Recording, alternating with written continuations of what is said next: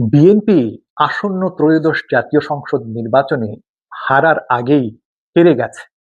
তারা নার্ভাস। এটা তাদের প্রতিদিনের কার্যকলাপ থেকেই স্পষ্ট হয়ে উঠেছে। তারেক রহমান নিজের খোলস ছেড়ে বেরিয়ে এসেছেন। তিনি জামায়াত শিবিরকে অপবাদ দিয়ে বলছেন, জামায়াত শিবির সুপ্ত থেকে গুপ্ত রাজনীতি করে।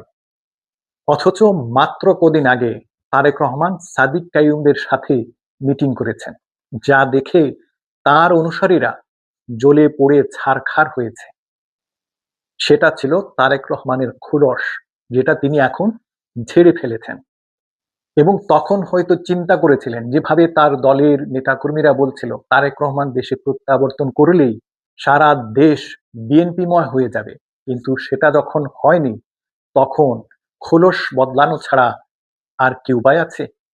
বিএনপির নেতা সালাউদ্দিন সাহেব বলছিলেন, কোন একটি রাজনৈতিক দল নির্বাচন থেকে সরে যাওয়ার চেষ্টা করছে এবং নির্বাচন বানচালের ষড়যন্ত্র করছে। অথচ তার দল এবং তার দলের অঙ্গ সংগঠন ছাত্রদল নির্বাচন কমিশন ঘেরাও করেছে। তাদের মূল দাবি, তারা সাকসু নির্বাচন বন্ধ করতে চায়। ভেবে দেখুন, গত 17 বছর যারা নির্বাচনের জন্য হাপিত্যেশ করেছে, নির্বাচনের জন্য যাদের প্রাণ ছিল অষ্টাগত, সেই তারা এখন নির্বাচন বানচালের চেষ্টা করছে। নির্বাচন কমিশন ঘেরাও করেছে, মব সৃষ্টি করেছে, যাতে নির্বাচন কমিশন ভীত হয়। অথচ এই দলই যখন উসমান বিন হাদির হত্যার বিচারের দাবিতে আন্দোলন করা হয়, তখন সেখানে মব হচ্ছে বলে মুখে ফেনা তোলে।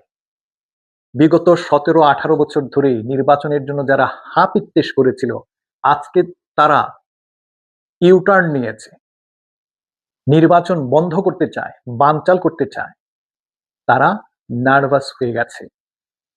তারা নির্বাচনে জিতার সম্ভাবনা আর দেখছে না। এবং যেভাবে বিগত ছাত্র সংসদগুলোর নির্বাচন হয়েছে এবং ফলাফল হয়েছে, তাতে তাদের ভরাডুবি তারা সামনে আয়নার মতো দেখতে পাচ্ছে। এবং তারা ভাবছে, যদি এরকম আরো একটি পরাজয় হয়, তাহলে তারা একদম ধসে পড়বে। তাদের নির্বাচনে বিজয়ের আশা, তাদের সরকার গঠনের আশা একদম ধুলায় মিশে যাবে।